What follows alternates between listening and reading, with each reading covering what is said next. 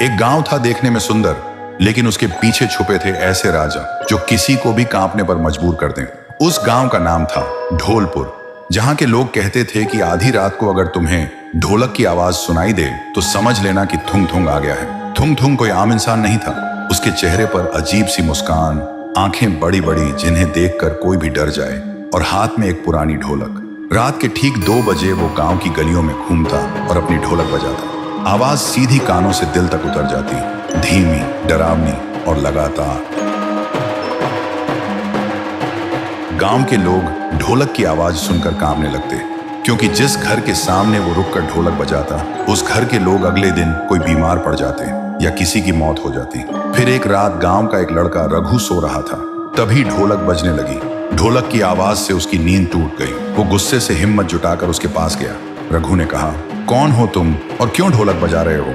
वैसे ही ढोलक बजनी बंद हो गई। थुंग थुंग धीरे धीरे मुड़ा। रघु ने देखा उसके चेहरे से सैकड़ों चीखों की आवाज निकल रही थी, लेकिन तभी फिर से ढोलक अपने आप बजने लगी। और उसके बाद से रघु को किसी ने गांव में कभी नहीं देखा। गांव में और भी डर फैल गया।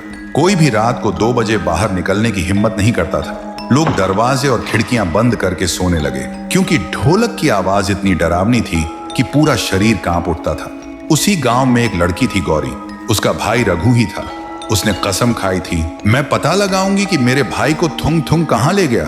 सुबह गौरी गांव के एक बुजुर्ग के पास गई और उसने पूछा, दादा, थुंग थुंग कौन है? बुजुर्ग कांपते हुए बोला, बेटी, थुंग थुंग कभी इस गांव का ढोल किया था, लेकिन 80 साल पहले एक शादी में ढोलक बजाते बजाते अचानक मर गया था। कहते हैं तब से उसकी आखिरी सांस उसी ढोलक में कैद हो गई, और तभी से वो आधी रात को ढोलक बजने लगती है। गौरी अब समझ गई थी कि वो एक भूत है, लेकिन फिर भी उसने तय किया कि वो उसी जगह जाएगी जहां वो शादी हुई थी। फिर रात के ठीक 2 बजे जब गांव में ढोलक बजनी शुरू हुई, गौरी ने हिम्मत जुटाई और उस आवाज के पीछे चलने लगी। अंधेरे में चलते चलते वो उस जगह तक पहुंच गई। वहां उसने देखा थुंग थुंग नाचते हुए बहुत जोर जोर से ढोलक बजा रहा था। गौरी ने कांपते हुए पूछा, मेरा भाई कहाँ है?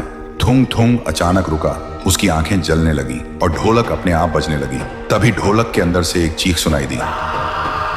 गौरी डर से भागने लगी। तभी एक आवाज आई, दीदी। गौरी रुक गई और पीछे मुड़ी। उसने देखा रघु और थुंग थुंग एक साथ खड़े थे, लेकिन वो अब इंसान नहीं था। उसका चेहरा अजीब और आंखें लाल हो चुकी थी। रघु ने धीरे से कहा, दीदी, अब मैं भी थुंग थुंग का हिस्सा हूं और अगला नंबर तुम्हारा है। तो दोस्तों, अगर तुम्हें जानना है कि थुंग थुंग क्या सच में अचानक मरा या उसके मरने के पीछे कोई राज छुपा है, अगर जानना है तो वीडियो को लाइक करो, चैनल को सब्सक्राइब करो और कमेंट में लिखो पार्ट 2 चाहिए।